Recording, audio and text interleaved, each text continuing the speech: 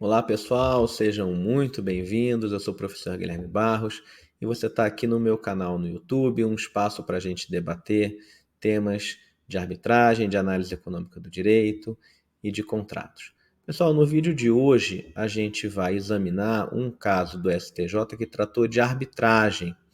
Meu objetivo com esse vídeo e com diversos vídeos que eu vou gravar aqui para discutir arbitragem é permitir um estudo sobre como o STJ e os demais tribunais estaduais brasileiros olham para o Instituto da Arbitragem, como eles aplicam, como se dá essa relação entre a arbitragem, que é um mecanismo privado de solução de controvérsias, e o Poder Judiciário, que teve sempre historicamente monopólio da jurisdição, do poder de julgar e resolver conflitos. Vamos olhar então para esse caso. O nome dele é caso. Eu criei um nome e vou mostrar aqui para vocês. É o caso ROR versus Três Divisas. Vou botar minha câmera aqui para o lado e vou ampliar um pouquinho aqui o tamanho do meu rosto para ele ficar aqui. E acho que aqui tá bom, não atrapalha vocês. Beleza, vamos lá então. O compartilhamento está na tela. Eu vou sempre apresentar dados do caso, como é que foi a origem da controvérsia, o procedimento dentro do judiciário, né, um procedimento, as etapas processuais, e depois a gente vai para dentro dos fundamentos do recurso e os fundamentos do julgado do STJ. Bom, dados do caso: recurso especial 1.818.982, Mato Grosso do Sul. Ministra Nancy Andrighi foi a relatora. Julgamento pela terceira turma. Recorrente Rogério Inácio Horton, uma pessoa física de um lado, e o recorrido Três Divisas Armazéns Gerais Limitada, uma pessoa jurídica então do outro, uma sociedade empresária. Julgamento 4 de fevereiro de 2020. Vamos lá. Origem da controvérsia. Pessoal, as partes celebraram um contrato de compra e venda de 25 mil sacas de sorgo, tendo como corretora a empresa Grams. Então você tem aí uma interveniente, uma corretora que fez a ponte entre comprador e vendedor. Contrato de compra e venda possui a cláusula de eleição de foro, previsão comarca de Costa Rica. Veja, cláusula de eleição de foro não tem nenhuma ligação com a arbitragem. A gente está falando aqui da típica cláusula que submete controvérsias a uma determinada comarca dentro da estrutura do Poder Judiciário. No caso aqui, a comarca da cidade de Costa Rica, do município de Costa Rica. E aí sim, você tem um segundo documento assinado no mesmo dia, denominado confirmação. Esse documento, sim, tinha cláusula arbitral e tinha uma outra cláusula que se chamava contestação. Eu quis trazer a transcrição dessas cláusulas para a gente poder ler e olhar para elas em conjunto. Vamos lá. Olha a redação da cláusula para a gente poder entender. Eu vou pegar aqui o meu pincel também vermelho. Tá lá.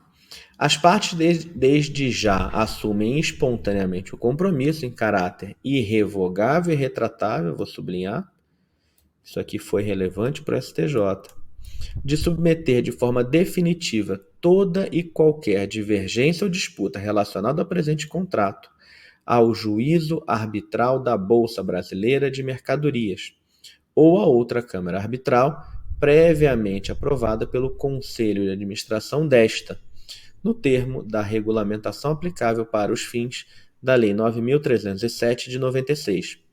O custo da convocação do juízo arbitral ocorrerá por conta do contratante.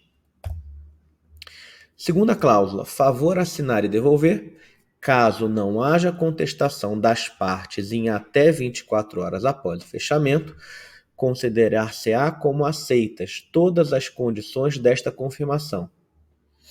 Esse documento foi assinado pelo senhor Rogério, não foi assinado pela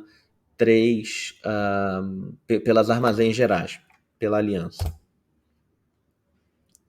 E aí seguiu daí que o recorrente assinou os 2 documentos e no juízo arbitral ele acabou condenado ao pagamento de 210 mil, mais honorários, mais custos da arbitragem.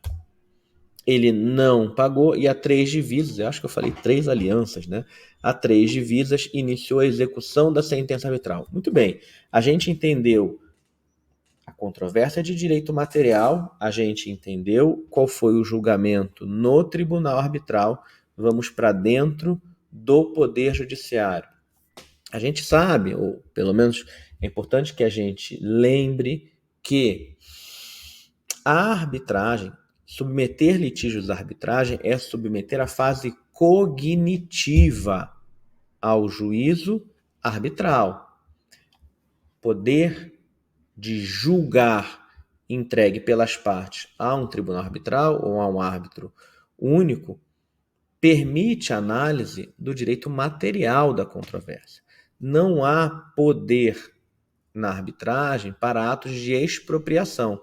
E, portanto, a fase de cumprimento de sentença, a execução da sentença arbitral, é feita no Poder Judiciário. Vamos lá. Histórico processual. Há 3 Divisas. Diante do inadimplemento do senhor Rohr, inicia a execução de título judicial, sentença arbitral. Senhor Rohr, executado, apresenta exceção de pré-executividade, a execução é rejeitada, veja o inconformismo. Vem agravo de instrumento ao TJ Mato Grosso do Sul, negado também. Vem embargo de declaração, negado também. Vai para recurso especial, não admitido. Vem agravo em RESP. E aí sim, agravo em RESP, admitido e reautuado como RESP. Nessas horas, em geral, o advogado, né, a gente que está na advocacia, litiga, vê um agravo em RESP admitido e cresce o olho e fala, puxa, minhas chances aumentaram, né? E a gente vai ver que não. Depois de tantas rejeições, essa esperança com agravo admitido foi uma vã esperança, acabou não dando em nada. Vamos ver. Fundamentos alegados pela recorrente. Violação do artigo 4º da Lei de Arbitragem, porque essa cláusula arbitral teria sido celebrada apenas, ela foi celebrada apenas entre Rohr e a Granos Corretora. A 3 Divisas, que foi a vitoriosa no procedimento arbitral, não assinou o contrato, não assinou o documento onde estava a cláusula arbitral. Vem daí a alegação, então, de que não tem assinatura da recorrida no documento de confirmação. E aí, qual é o argumento? Bom, se não tem assinatura, não tem consentimento para arbitrar. Essa foi a alegação da recorrente, a gente vai ver como o STJ olhou para isso. E na dúvida, conclusão, então, se não tem assinatura, na dúvida tem que prevalecer o juízo estatal e não o juízo arbitral. Beleza.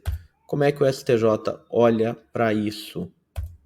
Em relação a essa estipulação da cláusula compromissória, disse o STJ o seguinte: o documento confirmação foi assinado na mesma data do contrato e estipulou a submissão à arbitragem de modo irrevogável e irretratável.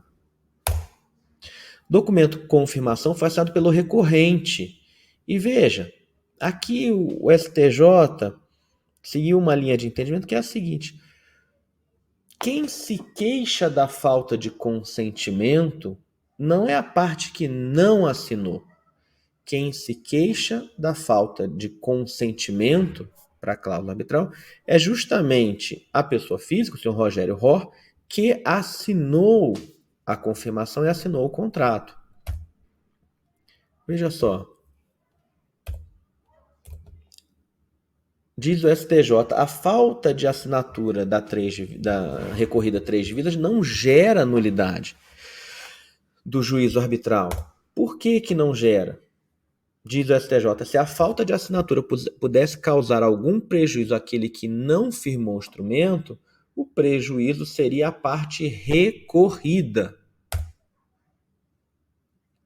E foi a própria recorrida quem buscou o procedimento arbitral. A requerente do procedimento arbitral foi a Três Divisas, quem não tinha assinado o contrato, não tinha assinado o documento. O STJ olha para isso e diz: bom, eu tenho consentimento aqui, portanto, está afastada a alegação. O STJ vai adiante e invoca o princípio competência-competência ou competência-competência para afirmar o seguinte: ainda que houvesse dúvida sobre a cláusula arbitral, a questão deveria ser dirimida pelo tribunal arbitral. Essa era uma alegação para ser trazida lá no tribunal arbitral e não nesse momento agora, já na fase de cumprimento de sentença de uma arbitragem que já terminou há muito tempo. Conclusão: negado o provimento ao recurso, condenação do recorrente em litigância de má-fé. Veja só, né? Agravo admitido, advogado comunica ao cliente: olha, tivemos êxito.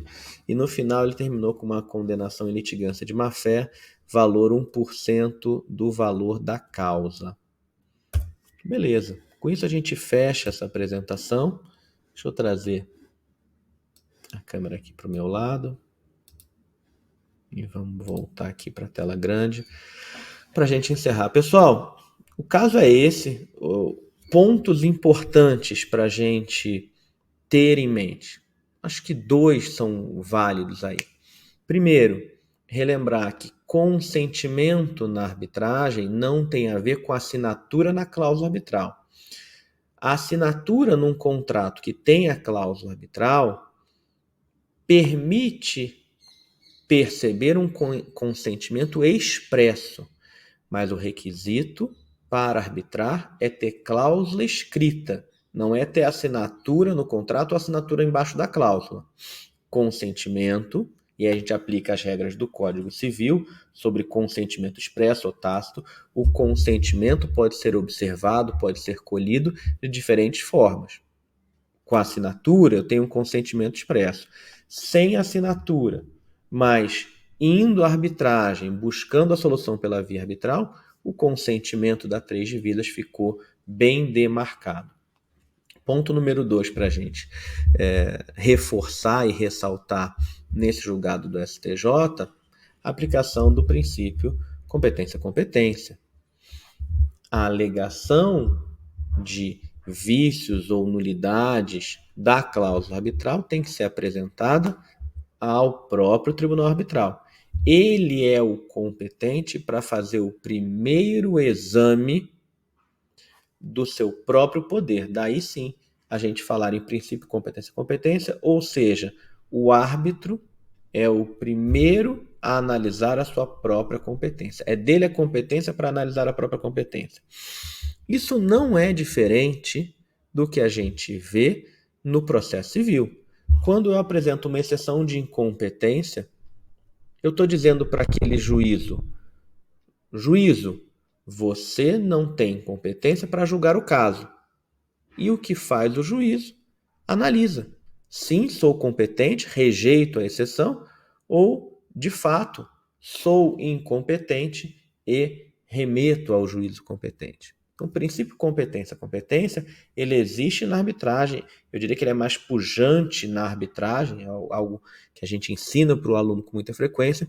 E essa lição, que também existe, essa mesma lógica, que também existe no processo civil, ela passa um pouco despercebida quando a gente trabalha com exceção de incompetência, etc., que são momentos em que o julgador, o juiz no Poder Judiciário, o árbitro na arbitragem, analisa o seu próprio poder para conhecer e julgar a causa.